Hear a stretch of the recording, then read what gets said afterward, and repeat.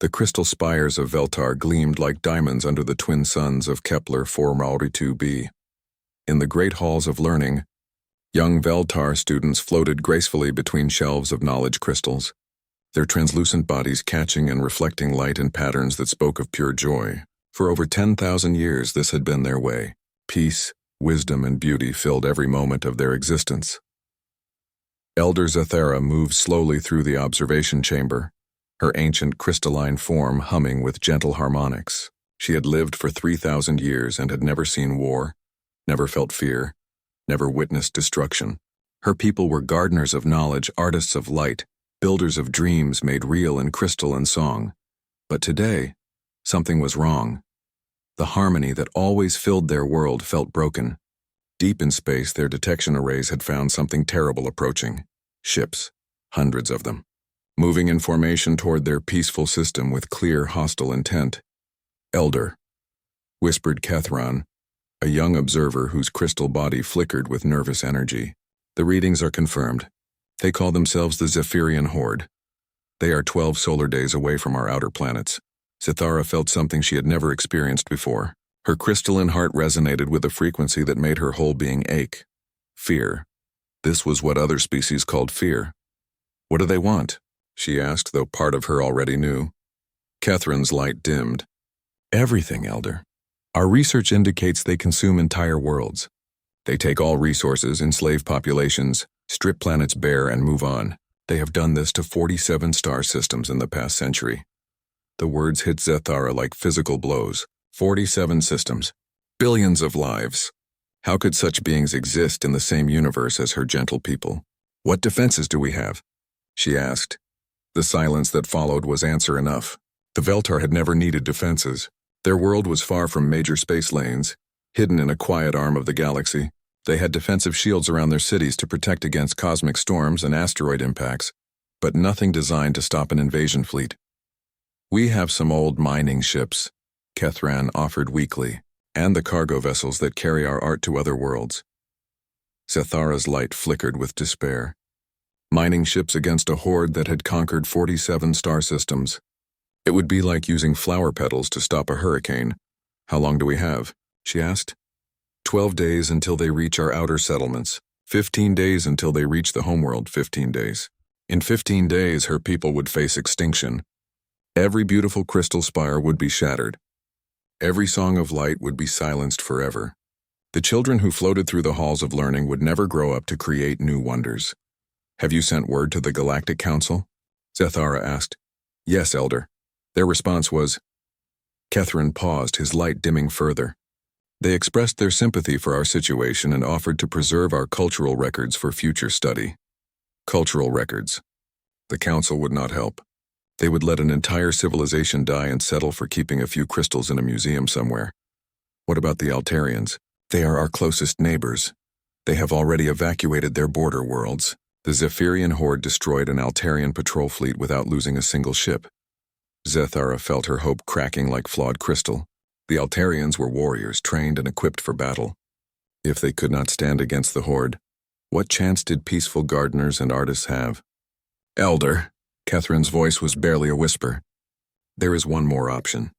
We could send out a general distress signal, broadcast it across all known frequencies to every world in the galaxy, and pray that someone somewhere will care enough to help strangers. It is all we have left." Zathara looked out through the transparent walls of the chamber at her beautiful world. Cities of crystal and light stretched to the horizon, gardens where they grew music itself in crystalline trees. Libraries where thoughts were stored as patterns of dancing radiance. All of it would be gone in 15 days. "Do it," she said. "Send the signal." 3 hours later, the message went out across the galaxy. It was simple, direct, and heartbreaking in its honesty. "This is Elder Zathara of the Veltar civilization of Kepler 442b. We are under attack by the Zephyrian Horde. We have no military, no weapons, no way to defend ourselves. In 15 days, they will reach our homeworld and destroy us all. We have children here, innocents who have never harmed anyone. If there is anyone out there who can help us, please come. We are dying. Please help us. We have children." The message traveled at light speed across the vast distances of space. It reached the trading posts of the Centaurian merchants, who discussed it briefly and decided the risk was too great. It found the listening posts of the Andromedan Empire, who filed it away as an interesting but irrelevant data point. The warrior clans of Vega received it and acknowledged the Veltar's courage in the face of certain death, but they were fighting their own wars closer to home. Dozens of civilizations heard the plea. Most ignored it. A few sent messages of sympathy. None offered real help. The signal traveled farther, reaching the edges of known space. It passed through regions where ancient races slumbered and younger civilizations struggled to survive. It bounced off relay stations and was picked up by deep space monitoring networks. Finally, after traveling for nearly 6 billion miles, the signal reached a small, blue planet in an unremarkable star system at the edge of a spiral arm that most galactic maps barely bothered to mark. Lieutenant Commander Jake Morrison was ending his shift at the expanded search for extraterrestrial intelligence facility in Nevada. The night had been quiet, filled with the usual background radiation and automated beacon signals from weather satellites. He was looking forward to getting home to his apartment, maybe watching an old movie and eating leftover pizza. Then the translation program chimed. Jake frowned and looked at his screen. The SETI computers had been getting better at translating alien communications over the past few years, ever since humanity's first contact with the Centaurian trading network. But this signal was different. It was not the usual commercial chatter or scientific data exchange. The words appeared on his screen in plain English. "We are dying. Please help us. We have children." Jake sat back in his chair, reading the full message 3 times. A peaceful alien civilization asking for help against something called the Zephyrian Horde. He had never heard of either group, but the desperation in the message was clear, even through the translation software. He reached for his secure communication link and placed a call to General Patricia Hayes at the Space Defense Command. "General, this is Morrison at SETI. I'm sending you something you need to see right now." 15 minutes later, the message was being read by the President of the United States. Within an hour, it was being discussed in emergency sessions by the United Nations Security Council, the European Space Agency, the Chinese National Space Administration, and every other major space-capable organization on Earth. By dawn, every news network on the planet was broadcasting the same story. An alien civilization was about to be destroyed, and they were asking for help. For the first time in human history, the response was unanimous. Earth had an answer to give. The emergency meeting took place in the United Nations building in New York. Representatives from every major nation sat around the curved table, their faces grim as they watched the translated message play for the 5th time. "We are dying. Please help us. We have children." President Maria Santos of the United States leaned forward. "How long do we have before these Zephyrians reach the Veltar homeworld?" Admiral Lisa Chang of the Combined Earth Defense Force checked her tablet. "Based on the signal delay and the information in their message, approximately 9 days, ma'am." 9 days to cross interstellar space? Asked Prime Minister David Clark of the United Kingdom. "That's impossible with our current technology." Chang nodded grimly. "Under normal circumstances, yes. But we've been working on something. Project Quantum Gate has been classified until now, but given the situation..." She paused and looked around the room. "We have 3 experimental faster-than-light capable warships." The room fell silent. Secretary General Lin Zhou spoke first. "You're saying we actually have ships that can reach this alien world in time?" "Yes, but barely. And they're untested in real combat. We built them based on technology we reverse-engineered from the Centaurian trade ships, but we've never used the quantum drives for anything more than test flights around our own solar system." President Santos stood up. "Admiral, I need you to be completely honest with me. What are our chances if we send these ships?" Chang's expression didn't change. "Against a force that has conquered 47 star systems? Mathematically, our chances are close to 0. We would be sending our crews on a suicide mission." But Santos could hear something in the Admiral's voice. "But humans have never been good at accepting mathematical odds, ma'am, and these people asked for help."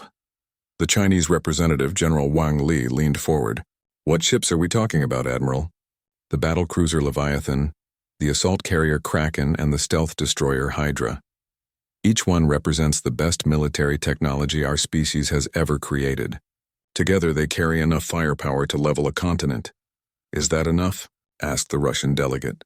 Chang shook her head. Against a normal enemy, yes. Against something that destroys entire star systems? Probably not. But it's what we have. President Santos looked around the room. I'm calling for a vote. All in favor of sending our ships to help the Veltar?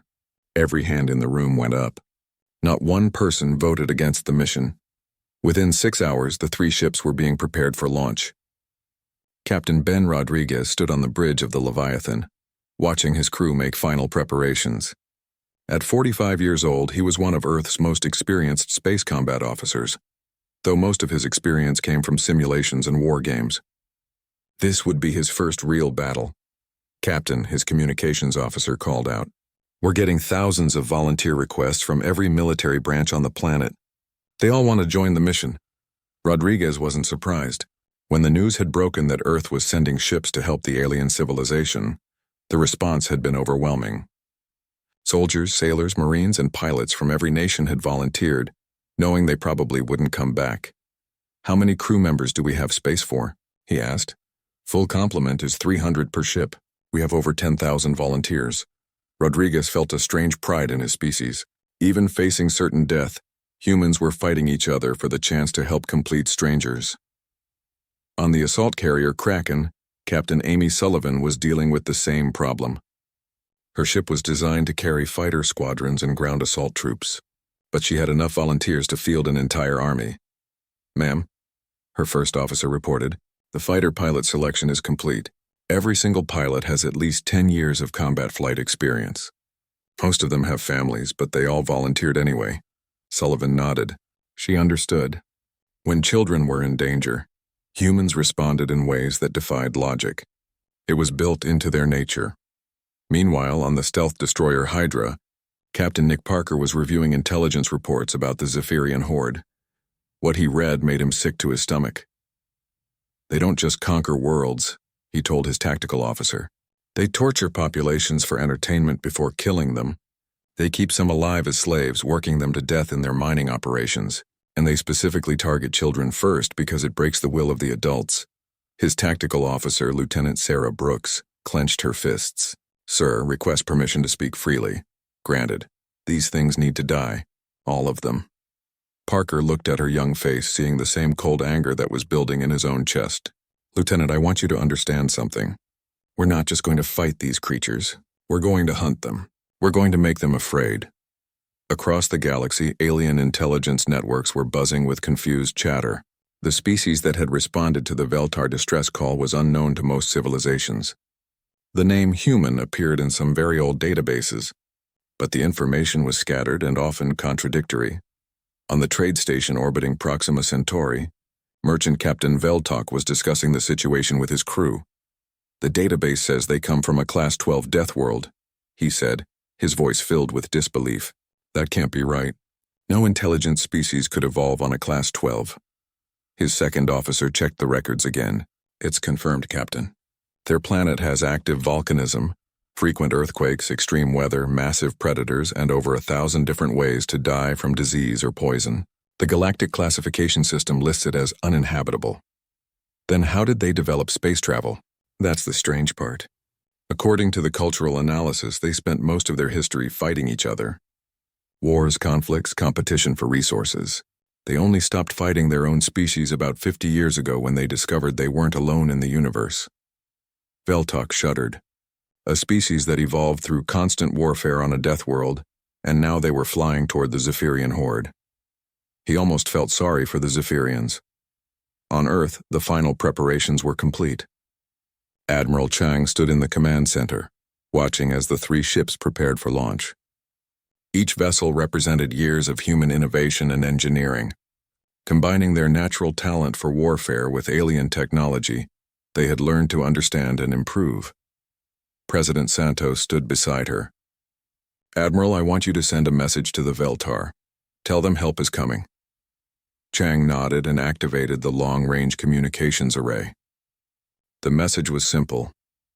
Veltar people, this is Admiral Lisa Chang of the Earth Defense Force. We received your call for help. 3 of our warships are coming to assist you. Hold on. We're coming.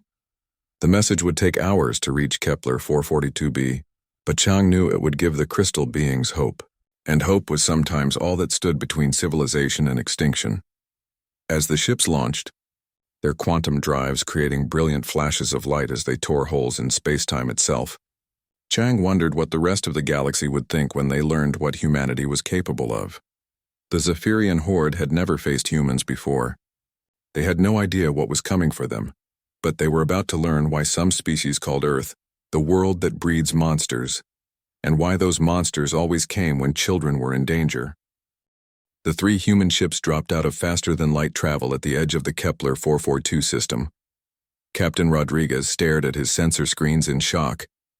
The Zephyrian advance fleet was already there, attacking the outer colonies of the Veltar. "How many ships?" he asked his tactical officer. 37 confirmed contacts, sir. They're attacking the mining stations around the 4th planet. Rodriguez watched the sensor data update. The Zephyrian ships were massive, black vessels that looked like metal insects. They moved in swarms, overwhelming their targets with sheer numbers. The few Veltar civilian ships trying to evacuate were being hunted down and destroyed without mercy. "Captain Sullivan, Captain Parker, are you seeing this?" Rodriguez spoke into his communications headset. "Confirmed, Ben," came Sullivan's voice from the Kraken.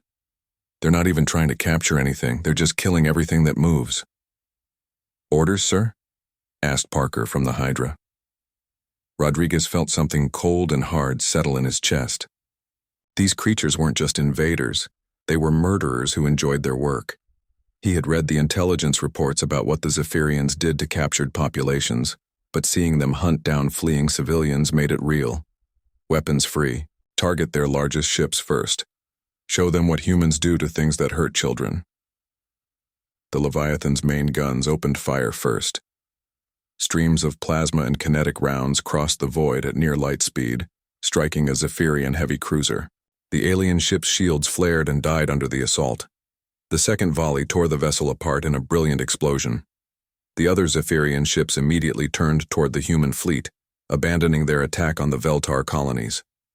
Rodriguez watched them approach and smiled grimly. They were taking the bait. All ships execute Pattern Delta. Let's see how they handle a real fight. Pattern Delta was a combat formation humans had developed during their wars with each other. It used the natural aggression and adaptability that made humans such effective predators. The 3 ships spread out in a triangle, each one covering the others while maintaining overlapping fields of fire. The Zephyrians charged forward in a massive swarm, just as the intelligence reports had predicted. They relied on overwhelming numbers and brute force. Against most species, it worked perfectly. Against humans, it was a fatal mistake. Captain Sullivan launched her fighter squadrons first. 18 small, fast ships, piloted by Earth's best combat pilots, swept toward the Zephyrian fleet. The alien ships tried to target them, but human fighters moved differently than anything the Zephyrians had ever faced. They used random patterns, sudden direction changes, and coordinated attacks that confused the enemy targeting systems. "This is Commander Lisa Park, Fighter Squadron Leader," came the voice over the communications. "Beginning attack run on enemy formation. These guys are big, but they're slow as hell." The fighters struck like angry wasps, hitting the Zephyrian ships with precision strikes before dancing away from return fire. They didn't try to destroy the big ships, just damage their weapons and sensor arrays. Meanwhile, Captain Parker's stealth destroyer Hydra had vanished from all sensors. The Zephyrians couldn't see it, couldn't track it, couldn't predict where it would strike next. The first they knew of its presence was when their command ship exploded from internal damage. "How did they get a bomb inside our flagship?" one Zephyrian captain screamed over their communications. They didn't understand human stealth technology. The Hydra could become nearly invisible, slip close to enemy ships and fire weapons that could penetrate any shield by phasing through them at the molecular level. But it was Captain Rodriguez who showed the Zephyrians something they had never encountered before: human tactical thinking. Instead of meeting their charge head-on, the Leviathan suddenly accelerated toward the nearest asteroid field. The Zephyrians followed, thinking they had the human ship trapped. They were wrong. "Fire Solution Gamma," Rodriguez ordered. The Leviathan's weapons didn't target the Zephyrian ships. Instead, they fired at the asteroids around them. Massive chunks of rock and metal, accelerated to incredible speeds, became weapons that the Zephyrians couldn't defend against. Their shields were designed to stop energy weapons and missiles, not building-sized rocks moving at thousands of miles per hour. 6 Zephyrian ships were destroyed in the first asteroid barrage. The rest scattered in confusion, breaking their formation. All ships, concentrate fire on the scattered units, Rodriguez commanded. Don't let them regroup. The 3 human ships moved through the broken Zephyrian formation like wolves hunting sheep. Every time the aliens tried to form up, human tactics broke them apart again. The Kraken's fighters struck at their flanks. The Hydra appeared from nowhere to eliminate their leaders. The Leviathan used the environment itself as a weapon. Within 2 hours, the Zephyrian advance fleet was destroyed. Not a single alien ship escaped. As the space around the 4th planet cleared of enemy vessels, Rodriguez received an incoming transmission. The signal was weak and filled with harmonics that sounded like musical chimes. Human ships, this is Elder Zethara of the Veltar. Can you understand our words? Dr. Sophie Chen, the fleet's xenobiologist, quickly activated the translation protocols. This is Dr. Chen of the Earth vessel Leviathan. We can understand you, Elder Zethara. Are you safe? We watched the battle. How did you destroy so many ships so quickly? The Zephyrian advance fleet had conquered entire star systems. Rodriguez took over the communication. This is Captain Rodriguez. We're here to help you, Elder. But I need to know, are there more Zephyrian ships coming? The pause that followed was filled with fear. Yes, Captain Rodriguez, the main fleet is much larger. Over 300 ships, they will arrive in 4 days. Rodriguez felt his stomach drop. 37 ships had been hard enough. 300 would be impossible, even for humans. Elder, we need to evacuate your people. How many civilians are on your homeworld? 47 million, came the reply.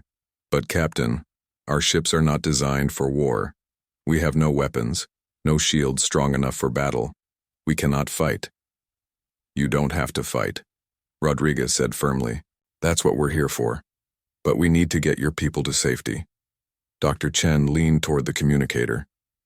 Elder Zethara, we'd like to meet with you in person.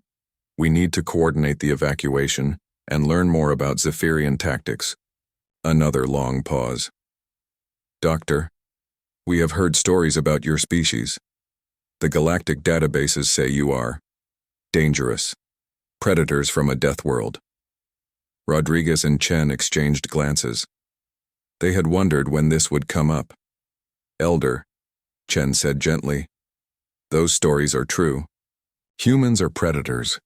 We evolved on a world that tried to kill us every day.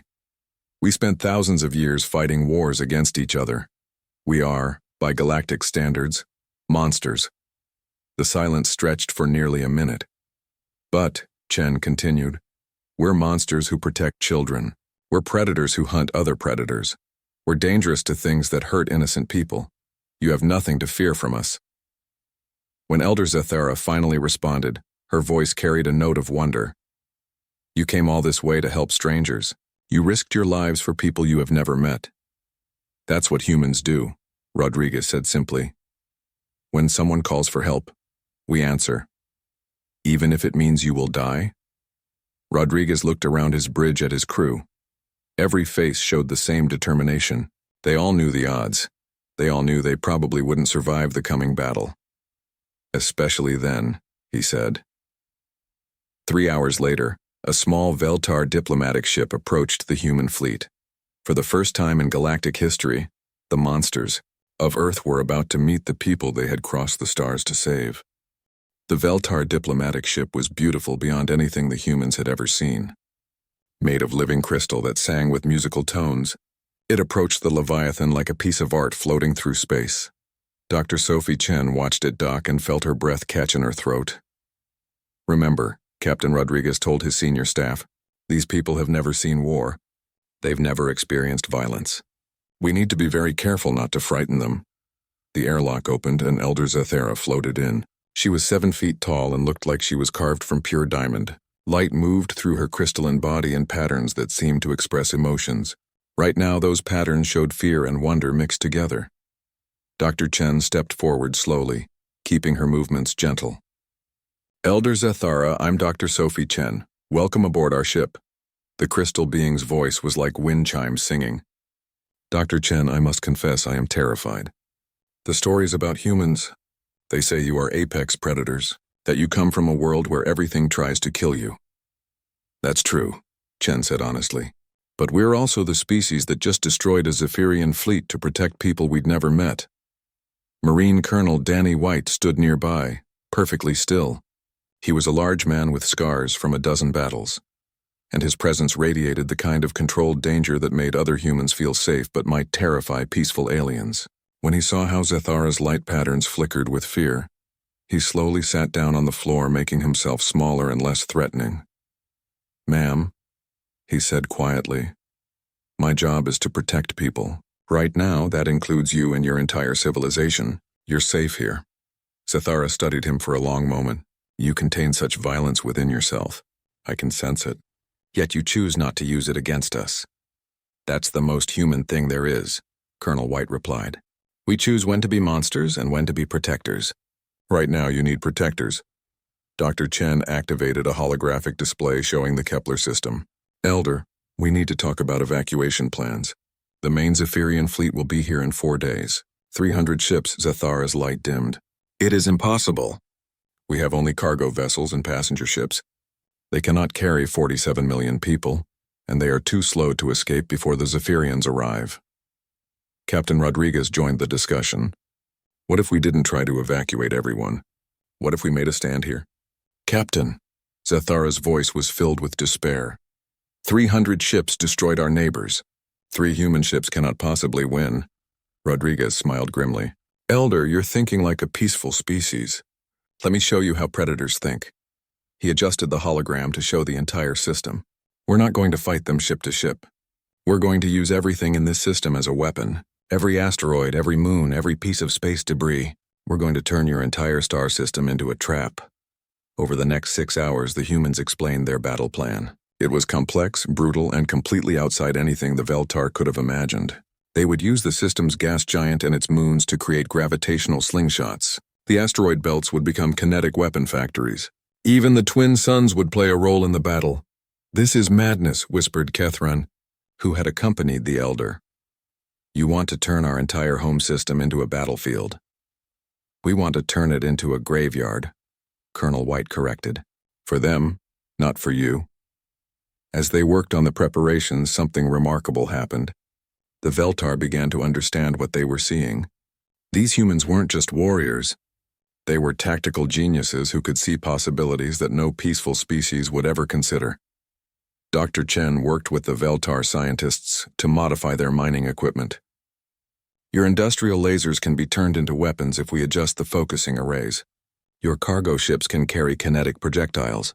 Even your civilian transports can help. You want our people to fight? Zathara asked, her light patterns showing confusion. No, Chen replied. We want them to help us fight for them. There's a difference. Meanwhile, the human ships were undergoing their own modifications. Chief Engineer Carlos Reeves worked around the clock with his teams, pushing the ships beyond their design limits. Captain, he reported to Rodriguez, we're installing every piece of backup equipment we have. Extra weapons, additional shield generators, emergency repair systems. But sir, these modifications won't hold up for long in a major battle. How long? Rodriguez asked. Maybe 2 hours of heavy combat before systems start failing. Then we better make those 2 hours count. On the second day of preparations, the Zephyrian scouts arrived. 6 ships dropped out of faster-than-light travel at the edge of the system, expecting to find the same broken defenses they had left behind. Instead, they found Captain Parker's Hydra waiting for them. The stealth destroyer struck without warning, appearing from nowhere to destroy 2 scout ships before they could send a signal. The remaining 4 ships tried to escape, but Parker had positioned his ship perfectly. None of them made it out of the system. That should buy us some time, Parker reported. When those scouts don't report back, the main fleet will know something's wrong. Good, Rodriguez replied. Let them worry. Worried enemies make mistakes. The third day brought more Veltar volunteers. Thousands of the crystal beings had overcome their fear to help prepare defenses.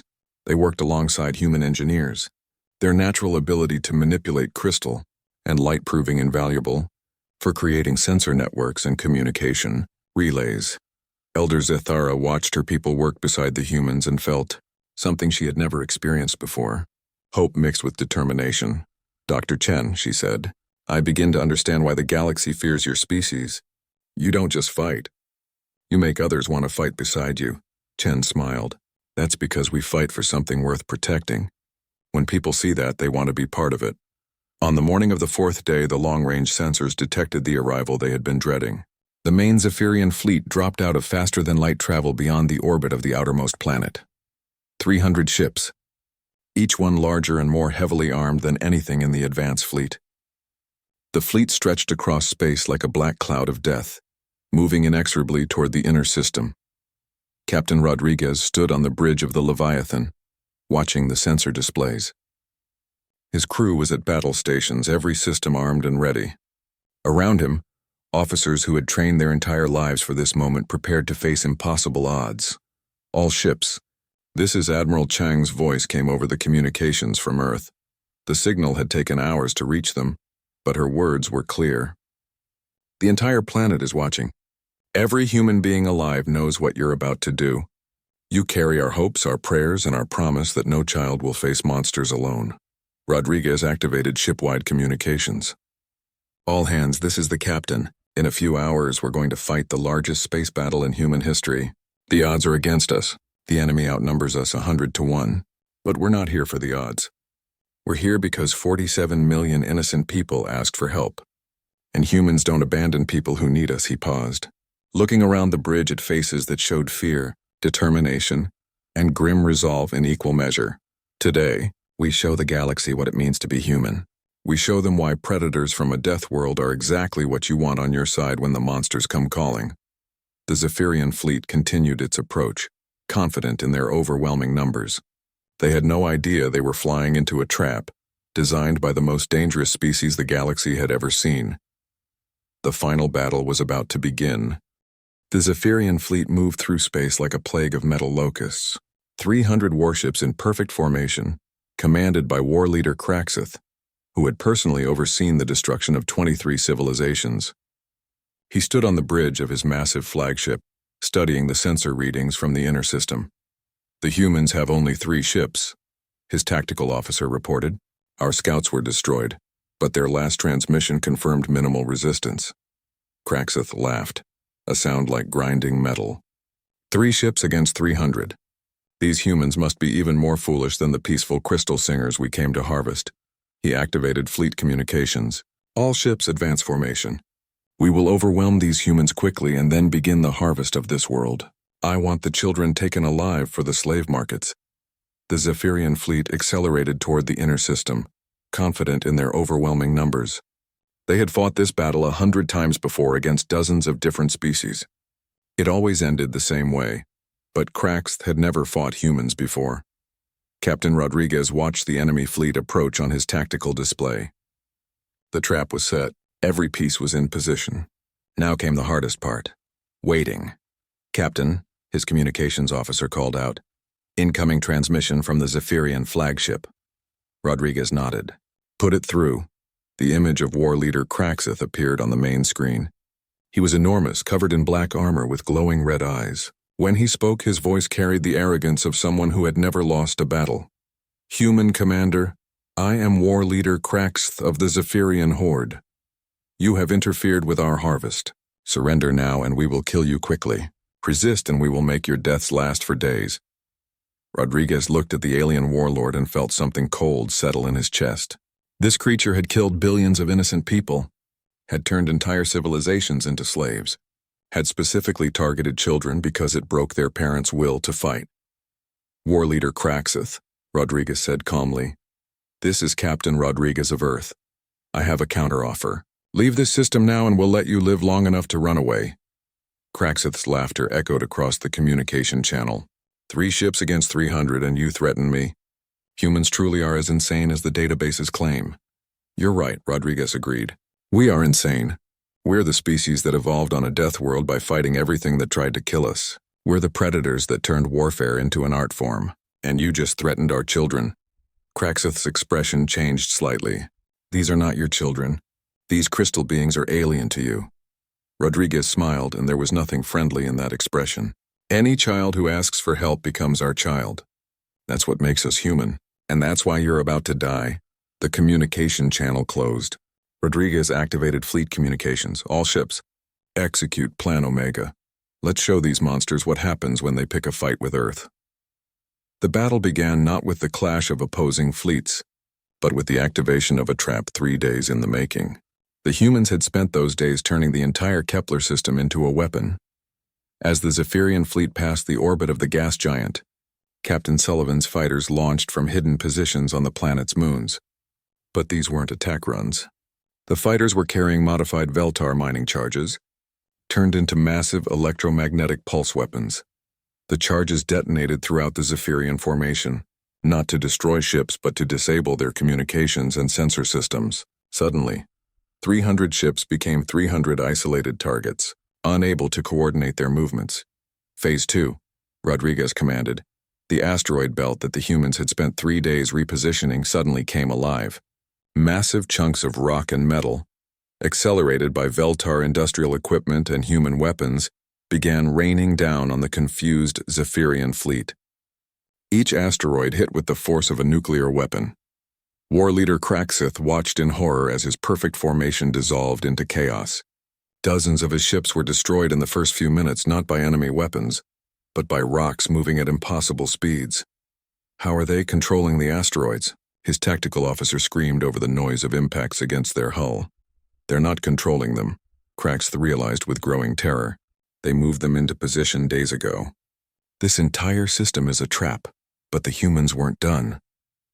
Captain Parker's Hydra appeared throughout the Zephyrian formation like a ghost, striking command vessels and disappearing before return fire could find it. Each attack was precisely calculated to create maximum confusion and fear. The Kraken's fighters swept through the chaos, their pilots using skills learned in 100 Earth wars to outmaneuver and destroy ships 10 times their size. Commander Lisa Park led her squadron through impossible maneuvers, her voice calm over the communications as she called out targets. This is Park to all fighters. They're big and they're mean, but they can't hit what they can't predict. Use pattern Charlie and keep them guessing. And at the center of it all, the Leviathan moved like a predator through wounded prey. Captain Rodriguez had turned his ship into the focal point of the battle, drawing Zephyrian fire while his crew unleashed destruction with surgical precision. Chief Engineer Carlos Reeves worked frantically to keep the ship's modified systems operational. Captain, we're at 120% of design capacity. These modifications won't hold much longer. How much longer? Rodriguez asked, not taking his eyes off the tactical display. Maybe 30 minutes before we start losing major systems. Rodriguez watched the battle develop around them. The trap was working, but the Zephyrians were adapting faster than expected. Their superior numbers were starting to tell despite the confusion. That's when war leader Kraxith made his fatal mistake. Desperate to regain control of the battle, he targeted the Veltar evacuation ships that were fleeing toward the edge of the system. His remaining vessels began hunting down the civilian transports, destroying them one by one. Human commander, Kraxith's voice came over the emergency frequency. Call off your attack or we will kill every crystal singer in this system. Surrender now or watch them all die. The communication channel fell silent. For a moment, even the sounds of battle seemed to fade. Then Rodriguez's voice came back, and it carried a tone that made every human in the fleet smile grimly and every Zephyrian shudder with primitive fear. War leader Kraxith, you just made this personal. What happened next became legend throughout the galaxy. The 3 human ships, all heavily damaged and running on failing systems, launched a coordinated assault that defied every law of military tactics and common sense. Captain Sullivan's Kraken, with its engines dying and hull breached in a dozen places, rammed directly into the Zephyrian flagship. As the 2 ships collided in a massive explosion, her fighter squadrons provided cover for the evacuation ships, sacrificing their own lives to save Veltar civilians they had never met. Captain Parker's Hydra made its final run through the heart of the enemy fleet, its weapons firing continuously until the ship's power core overloaded in a brilliant flash that took out 6 Zephyrian vessels. And Captain Rodriguez, alone on the dying Leviathan, faced the remaining 100 enemy ships with nothing but determination and the knowledge that 47 million innocent lives depended on him. This is Captain Rodriguez to any Zephyrian ships receiving this transmission, he said as his ship's weapons charged for one final barrage. You came here to harvest innocence. Instead, you found monsters. Remember that when you tell others about this day. Remember that humans don't abandon their children, any of them. The Leviathan's final attack destroyed 30 more Zephyrian ships before the brave vessel finally succumbed to its damage. But the battle was won. The surviving Zephyrian ships, less than 60 of the original 300, fled the system in terror. War leader Kraxith's last transmission before his retreat was heard by monitoring stations throughout the galaxy. The humans. They're not just predators. They're something worse. They're predators with principles. In the aftermath, Elder Zathara sent a new message across the stars. This time it wasn't a plea for help. It was a warning to anyone who might threaten the innocent. The humans came when we called. They crossed the void to save strangers. They are as dangerous as the legends say, and as noble as we dared to hope. If you threaten children, they will find you, and they are exactly as terrible and wonderful as the galaxy fears. The monsters of Earth had answered the call, and the galaxy would never be the same.